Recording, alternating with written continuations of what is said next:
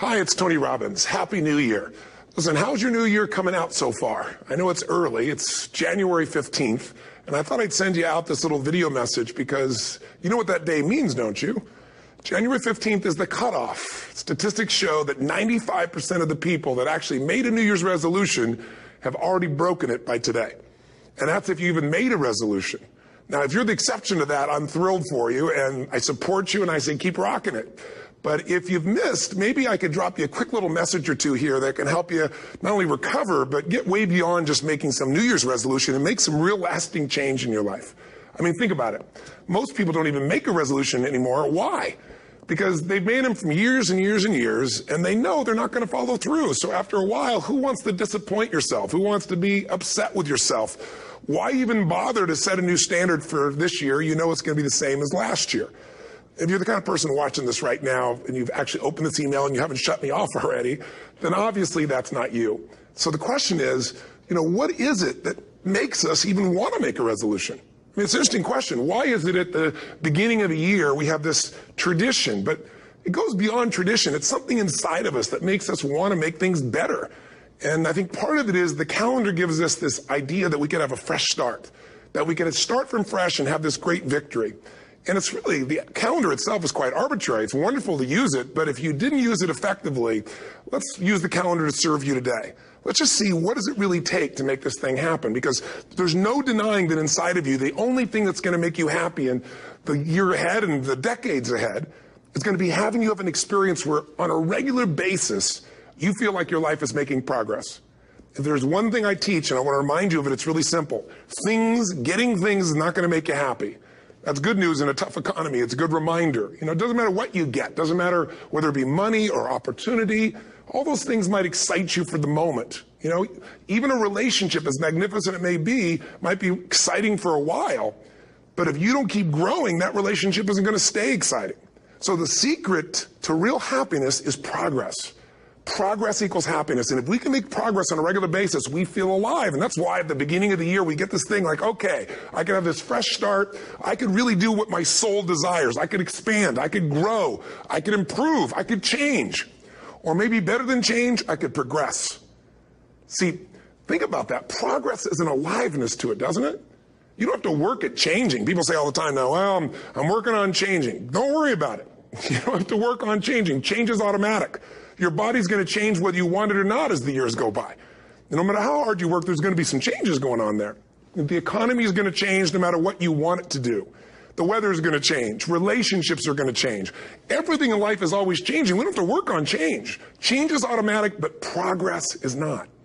So if you want to make real progress, then you really got to look at your life in a different way. You got to say, I got to take control of this process and not just hope it's going to work out like people do who make a resolution. Because really, isn't that what they're really doing at the beginning of the year?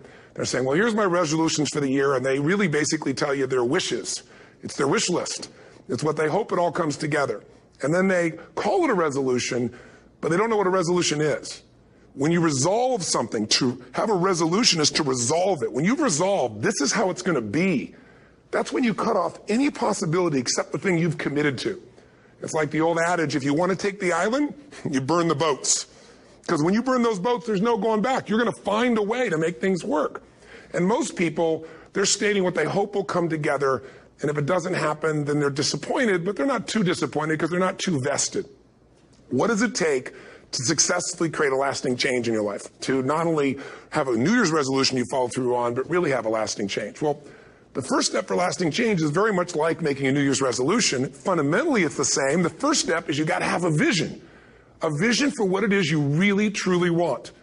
Not what you think you want or what you should have. I mean, what are most people's New Year's resolutions? I'm going to stop eating sugar.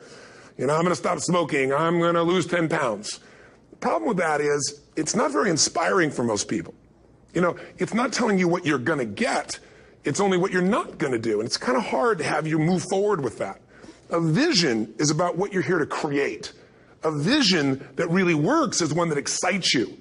If you say, well, my resolution, my goal, my outcome for this month, this week, this year is to lose X number of pounds, that's okay, but it's not very compelling.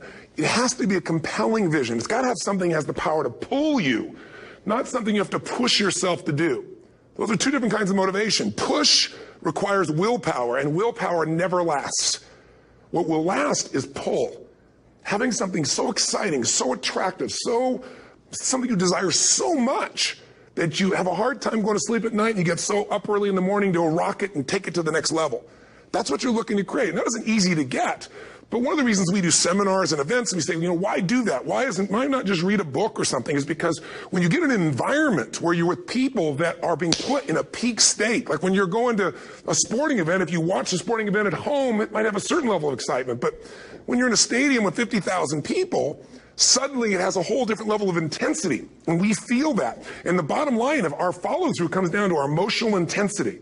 In a different state of mind, you're going to come up with a much better and a more exciting vision than if you're sitting on the couch going, okay, what are my new resolutions for this year? And you're doing it the morning after the new year has started and you're a little inebriated. And the football game's on in the background. Probably not going to have the power of focus there. Probably not going to have the power of the energy to create something that's going to pull you for this year. And you got to do that. So it's got to be a vision that's compelling. Something that it's going to be a gift to make sure that it happens. And also, along with that compelling vision, you got to have strong enough reasons that you're going to follow through when the going gets tough. That's one of the biggest things missing for most people. They say, this is what I want to do. It's not very exciting. It's not very compelling. But most importantly, they don't have strong enough reasons to push themselves through what's going to be necessary to get that dream, to get that goal when the inevitable challenges come up. When you're starving, hungry, and you're trying to go on a diet, right? When you got no time and you're stressed out and you haven't worked out still, and that's what you're supposed to do. When the economy gets tight and what you thought you're going to do doesn't work, and so you give up on the goal instead of finding another way to get there. You don't let the fear take you over if you've got strong enough reasons. Those reasons can be positive, or those reasons can also be negative. They can be, if I don't do this, this is going to cost me. And if I do this, this is what I'm going to gain in my life. Reasons come first, answers come second. If you get a compelling vision and you got strong enough reasons that will push you through the tough times, you're going to do things other people don't do. Instead of collapsing, even if you get off target, you won't go, oh, I blew it. You'll get right back on target, make the change, make things happen. And I know you've done this in many areas of your life. Just think about it again. I'm not teaching you something really new here today. I just want to remind you of what your soul knows. You got to change, you got to improve, and you got to go through a simple process fundamentally to make that progress. First step, vision that's compelling. Second step, make sure that there's strong enough reasons to follow through. Third step, you got to review it and feel it every day.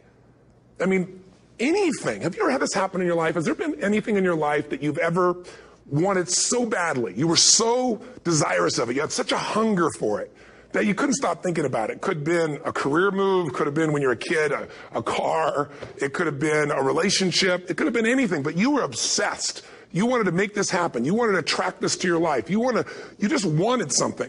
And you didn't even know how to get it. But it was so compelling to you. You kept thinking about it every day, envisioning it, imagining it, feeling it. And then stuff happened.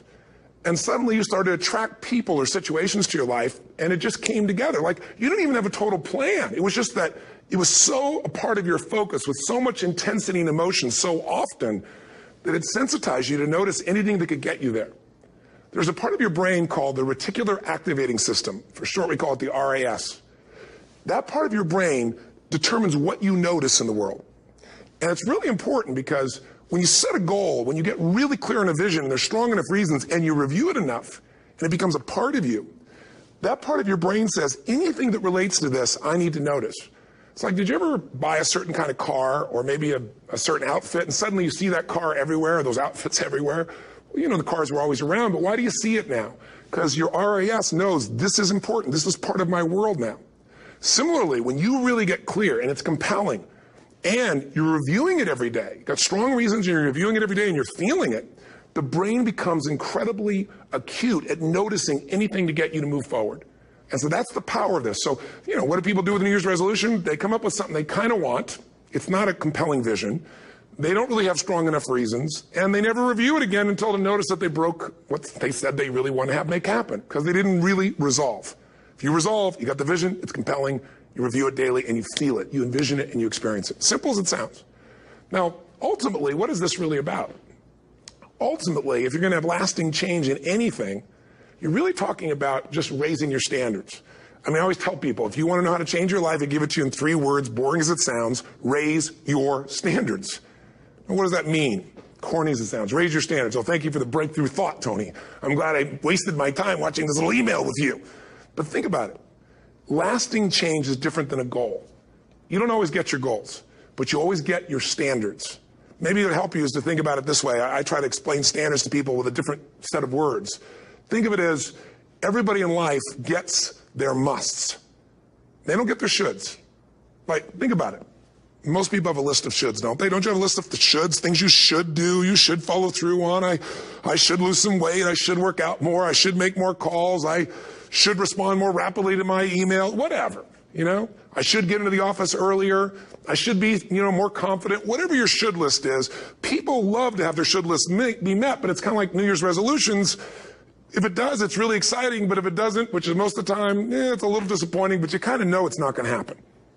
But when you decide something is a must for you, an absolute must, when you cut off any possible, you say, I'm going to find the way or I'm going to make the way. Human beings, when they resolve things, when they make a real resolution inside themselves, which is they raise the standard and they make it a must, they find the way. Think about it in your own life. Haven't you had some area of your life where you raise your standard and your life has never been the same? Maybe at one time in your life you smoked cigarettes, or you did something and you did it for years and you kept trying to change it and kept telling yourself I should. And then one day something happened. Something just clicked you over. Something took you over that kind of tipping point. And inside yourself you said no more. And it was a very, very different experience, wasn't it?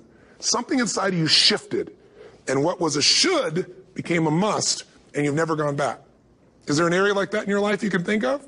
Again, did you ever smoke cigarettes? Did you ever eat a certain way, drink a certain form of alcohol, and then finally say no more, and you just don't go back? And notice this, it doesn't really take any willpower anymore. Because somewhere when we make this click, when we make something a must, we attach ourselves to it. It becomes part of our identity. And one thing I've learned in the last, 33 years of working with people from now over 100 countries, 4 million people, is human beings absolutely follow through on who they believe they are. If you said to me, well, I'm really going to work hard to stop smoking, but, I've been a smoker my whole life, and I am a smoker. I know your days are numbered. You're going to be back smoking cigarettes again, because we all act consistent with who we believe we are. I tell people the strongest force in the whole human personality is this need to stay consistent with how we define ourselves. If you define yourself as somebody who is really conservative, you're not going to be crazy and act nuts unless you're really drunk or something, and then you can say it's the alcohol. When it's really just you finally getting permission to be yourself, the alcohol is your excuse. If you're a really crazy person, you act crazy, outrageous, playful. You don't act conservative because that's not who you are. Very often people say, well, I can't do that. I'm not that kind of person. And I always say to people, really, when did you define yourself? I mean, really, how many years ago did you come up with what you could and couldn't do in your life? How many years ago? Most people, if they really look at how they're living their life today, it's based on a set of standards, a set of beliefs that they made choices about 10, 20, 30 or more years ago. I mean, very often we made decisions in our youth or very young about what to believe, about what we were capable of, about who we are as a person, and that becomes the glass ceiling, if you will, that controls us. There's a corny metaphor, but it's true. I remember one time I was with my family at the circus, and there was a person there, and they had this big, giant elephant. And you look at this elephant, and they take this little rope, put it around the elephant's neck, and they drive this stake into the ground.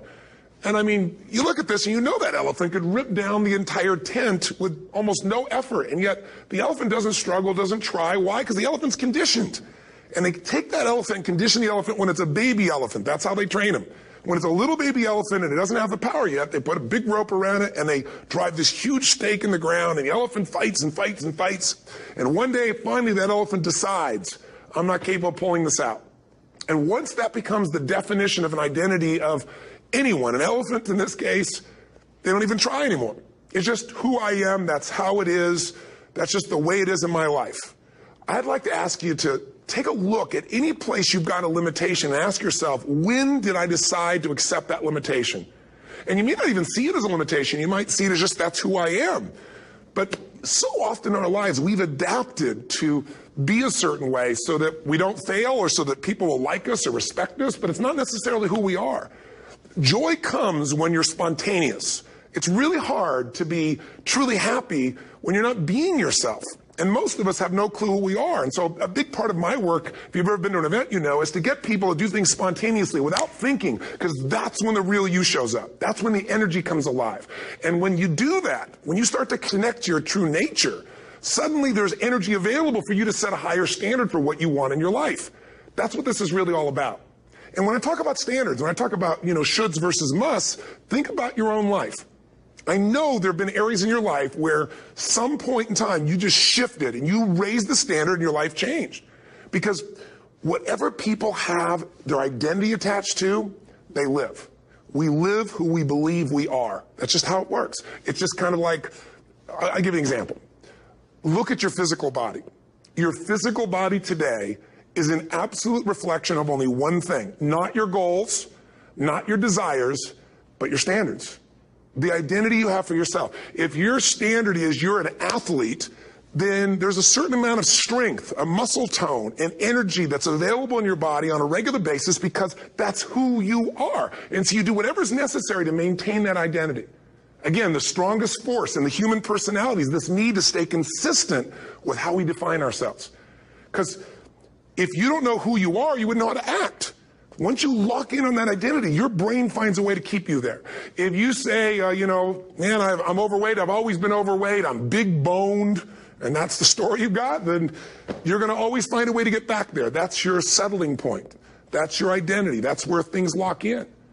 If you see somebody who's in really great shape, you ask them, do you work out? You know the answer. Yes. How often? And they'll tell you 3 times, 4 times, 5 times a week, whatever. In a seminar, I'll ask people, who here works out at least 5 days a week? And I'm stand up. And you look around that room, and you know that they work out 5 times a week because you can see their body. You don't just get a result without some kind of action, without some form of ritual. Ritual meaning actions you do consistently. Now, do you think those people that are out there working out 5 days a week, do they have more time than you do? Or I have, or anybody else? Of course not. Is their life less busy? Of course not. It's just a must for them. They must work out that way, and they've made that turn and their life's changed. So I'm not saying you have to work out 5 days a week. I'm just saying whatever you really want, wants don't get met consistently. Standards do. Whatever you identify, this is who I am. And so it's not so much about changing your identity as it is expanding it. You know, deciding that, you know, instead of your goal is to lose 10 pounds, which is not compelling, what if your vision was to get back to my fighting weight? You know, this year, this month, this next 90 days, I'm going to transform my body. I'm going to take on a new challenge. I'm going to find some technique or strategy, there's a million of them, that can reframe myself where I want to feel younger, stronger, more vibrant than ever before. Here's my reasons. Because I want the energy to really make my life work. Because it's tough out there, and I want to be stronger than I've ever been before. I want to go in front of the mirror, and if I'm naked, not, you know, want to laugh. I want to look there and take a good look and go, yeah, I'm proud of whatever I see there. Whatever it takes, something's going to make you laugh, smile, something that's going to tease yourself, but something's going to move you to another level. If you identify yourself in a new way and you own that every day, and that becomes the standard of how you live, you'll find the way to make that standard real. Money's the same way. Think about it. It doesn't matter what's happening, quote unquote, in the marketplace. People that make money find a way to make money no matter what, don't they? I mean, most people's standard is to pay their bills. So that's what most people find a way to do, even when economic times get tough. Most people, if that's their absolute standard, they find a way. Some people's standard is pay their bills most of the time. And so most of the time they do. Some people's standard is not just to pay their bills, but to take care of their family and maybe even some of their friends. And they find a way. In fact, you know, some people may be in a family where they don't have enough money. They barely have money to pay their bills. They work their guts out. And then somebody, their mother, their father, somebody else, their sister gets ill, and there's not enough money to take care of it. Nobody else has money in the family. They don't either, but they find a way to get that money to take care of their mother or father, don't they? And pay their bills. They never could do it before. Why? The situation made them raise their own standard. And not everybody does that. Somebody else in the family might have money and still not take care of their mother. It all comes down to the inner game, my friends. Changing your life is a change in the inner game. The outside world you can't control, but you have absolute control over this one if you learn the dynamics of what shapes you. And identity is one of those simple, clear, fundamental basics that if you start to shift it, everything else will shift in your life as well. Some people, by the way, have to have more than enough money to do what they want, when they want, where they want, with whomever they want, contribute the way they want. And if that's their must, they find a way. I know that sounds overly simplistic, but it's true. You know, somebody once said you could take all the money in the world out of the hands of everybody, out of all the wealthy people in the world who are really successful, give it to other people. It wouldn't take too long. Those people would have it back in their hands. It's not because they're manipulative. It's because they have a standard. Some are manipulative, don't get me wrong, but they've got a standard of what they're going to find a way to make happen. I'm just simply saying to you, take those 3 magic words and live them. Raise your standard. And if you really want to do it, then I'll tell you the most important secret. Have you ever done this? Have you ever told yourself you're raising your standard? Okay, I'm going to go make this happen. I'm going to go make this much money. I'm going to transform my kids. I'm going to create the ultimate relationship in my life. I'm going to transform my body, whatever it is.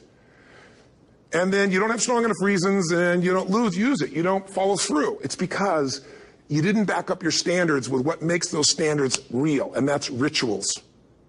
Rituals are where the power is. Whenever we do our Robbins results coaching, and we say Robbins equals results, the way we get results with people, it's the same way if you listen to my Ultimate Edge program, or back in the old days, Personal Power, or if you went to one of my seminars. You know what I do is I take these huge challenges you got and we break them down into little bite-sized steps. Little things you do each day that after you do them, you get so much momentum that it's easy to succeed. You're not overwhelmed. You have these victory day after day after day on little things. If you went through Ultimate Edge, I'm sure you learned about the hour of power, or the 15 minutes to be able to be fulfilled, or 30 minutes to thrive, where you literally just condition your body and emotion with a couple little rituals. So it doesn't matter what's going on in your world. You feel that strength, and it's not fake. It's not some pump up. It's coming from inside you, and it works. Rituals define us. See, all the results in your life are coming from your rituals. They start with a standard and then have rituals that follow it up. Like, for example, if you are where you want to be physically, you have very different rituals than if you're not where you want to be physically. If you're overweight, you and I both know you got a different ritual than if you're physically fit. Completely different. You get up in the morning, what's the first thing you do if you're fit? Your shoes are there, you roll over, doesn't matter how you feel, you put on your shoes, you lace them, you start walking, or whatever that ritual is. If you're overweight, you roll over and you have a very different ritual. You might roll over several times to turn the alarm clock off. You go in and get your mocha, smocha, whatever, special coffee. You stop by at Starbucks, whatever the case may be. You have your nice sugar muffin. It's supposed to be really nice for you. Whatever you do, it's a different ritual. If you have a great, passionate relationship, you have very different rituals in how you come home than if you have a lousy relationship. When you come home and the first thing you do is you're tweeting somebody, or you're emailing, or flipping on the news, or you don't even come home. What are the rituals? Whenever I study people that are successful, what I look for is what's the standard they hold themselves to, and then what are all those little rituals that add up? Because think about it. Success and failure are not giant events. They don't just show up. You don't just suddenly become successful or suddenly have this cataclysmic event that makes you fail. It may look that way, but failure comes from all the little things. It's failure to make the call. It's failure to check the books. It's failure to say, I'm sorry. It's failure to push yourself to do things physically that you don't want to do. And all those little failures day after day come together until one day some cataclysmic event happens and you blame that. That event happened because you missed all the little stuff. Do you agree with me? And success, by the way, is not some overnight event. It's all these little things. Success is having a vision. Success is making it compelling. Success is really seeing it and feeling it every day with strong enough reasons. Success is feeling the sense that I'm here to grow and I'm here to give something to the world more than just myself. Success is caring about other people. Success is calling and saying, I love you in the middle of the day for no damn reason. Or sending a note. That'll change your relationship. Have a ritual of something funny, playful, or a surprise you do. How many relationships are dead today because they have no surprise rituals anymore? You need to have some rituals, some cool things you do that nobody else does that gives you a better life than anybody else has. All the little stuff. That's where success comes from. In business, it comes from delivering more than anybody could imagine. All those little things add up. People go, wow, that's who I want to do business with. It's true in any area of your life. So if you look at somebody who's really successful and you think, wow, they're so amazing, they're such a genius, you got to dig underneath and you got to remember something. People are rewarded in public for what they've practiced for years in private.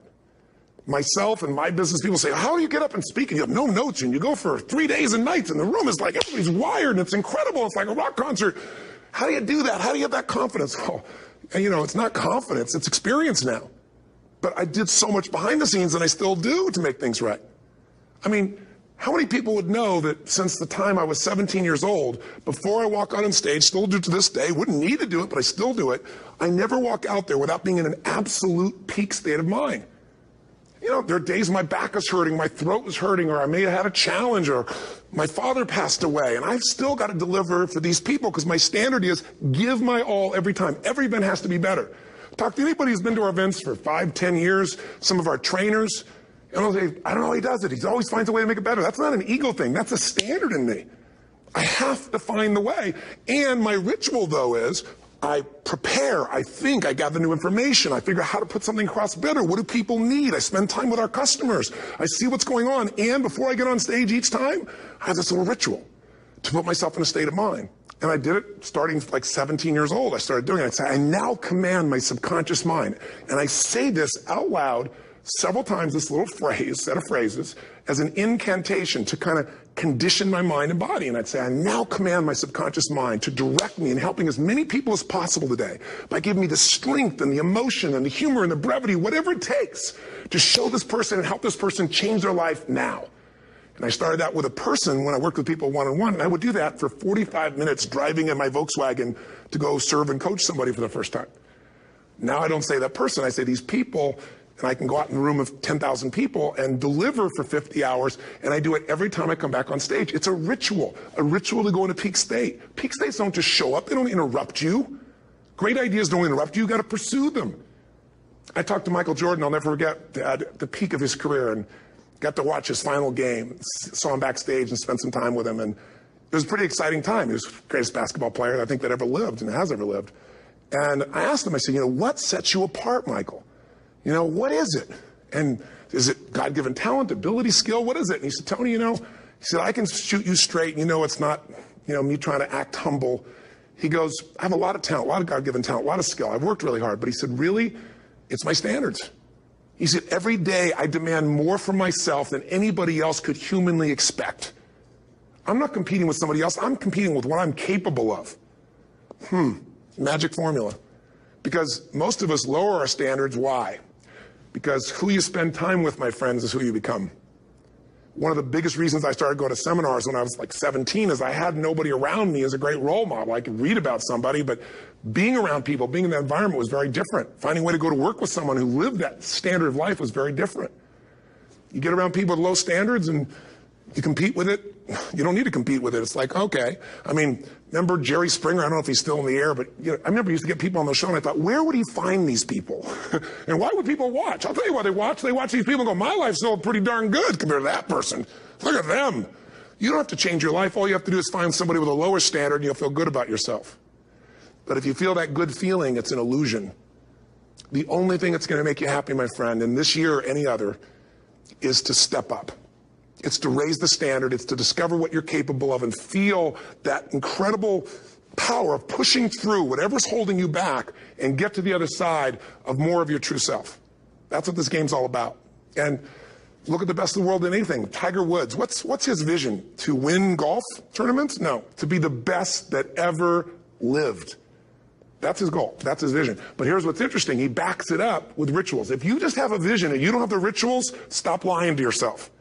His rituals are, he started doing things nobody did before. He went and started lifting weights. Golfers lifting weights? No way. He went out and he changed his swing when he was the best in the world because he realized in order to be the best that ever lived, he was going to have to change his swing. If you know anything about golf, you don't change your swing when you're the best. And he went and retrained himself because he has different rituals than other golfers. Now many people are modeling his rituals to get better. It's amazing. You know, you look at somebody like Michael Phelps, the 2008 swimmer, won 7, only 2 people, I think, in history, if I remember correctly, that have gotten 7 gold medals in one session. And here's a guy, he's got number 6 under his belt, and he's exhausted, and he's going in for that final swim. I'm sure you remember. And how does the guy win? By 1/100th of a second. Do you think that was some massive skill that got him over the top? Or was it a standard that says, this is who I am. I am the champion. And no one is taking this from me. And somehow in those final milliseconds, 1/100th of a second, he pushed himself just beyond his competitor. But you know about Michael Phelps? What allowed him to be able to push beyond that moment is his rituals. Go study the guy. Most people who swim have these unbelievable workouts. He does 2 and 3 of those workout sessions a day. All the other swimmers in the beginning thought he was insane. You're going to overtrain, you can't do that, it's not physically possible. But he had a standard and the rituals to back it up. So here's my final message to you, because I've gotten carried away. I thought I was going to send you like a 5-minute message, but as you can see, there's no script here. It's just me going a little crazy with you. But I want to really see you get what you want this year. Don't let this year be like last. And if last year was great, still don't let it be that way. Raise the standard. If your life is perfect and extraordinary, you darn well know you're not going to be happy unless you keep making it better. That's what makes us feel alive. It's not what we get that makes us happy. It's who we become and what we're able to give because we become more. That sense of contribution is what creates the deepest meaning. So here's my assignment for you if you want one. If you want to go from conversation to some action, here's a simple thing to do. What's an area of your life right now that you really want to improve? What's an area that's important to improve? If your body's great, how about your career? If career's great, how about your relationships? Intimate one especially, or your kids, or your relationship with your creator, your spiritual side of your life. Or is it your finances? Figure an area that really matters. Decide on that area. Number one, write down what your life is like in that area right now as specifically as possible. So you might say, well, I'm 13.5 pounds overweight, whatever the weight is, whatever the situation is, or my body fat's like this, or I wake up exhausted in the morning, and you write the truth of where you are right now. So you're real clear. Or I'm not in a relationship. I say I want a relationship, but I'm not in one, and I don't seem to find them. All the good ones seem to be gone is my belief. And I really do want one, but I don't have it. Whatever your definition. Or I'm in a relationship, and God, I wish I wasn't in a relationship.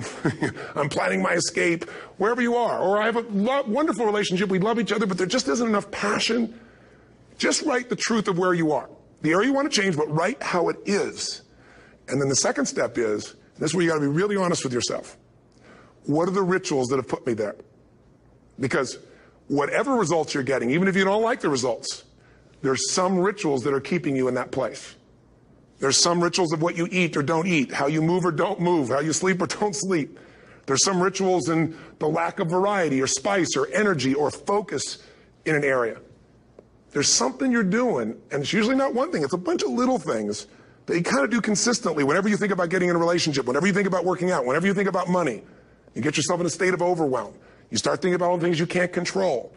Just write down all the rituals you have, and then here's the third step. What do you want? What's your vision? And be really specific. I want to be my fighting weight. I want to be the strongest I've ever felt. I'm going to turn whatever it is, be specific.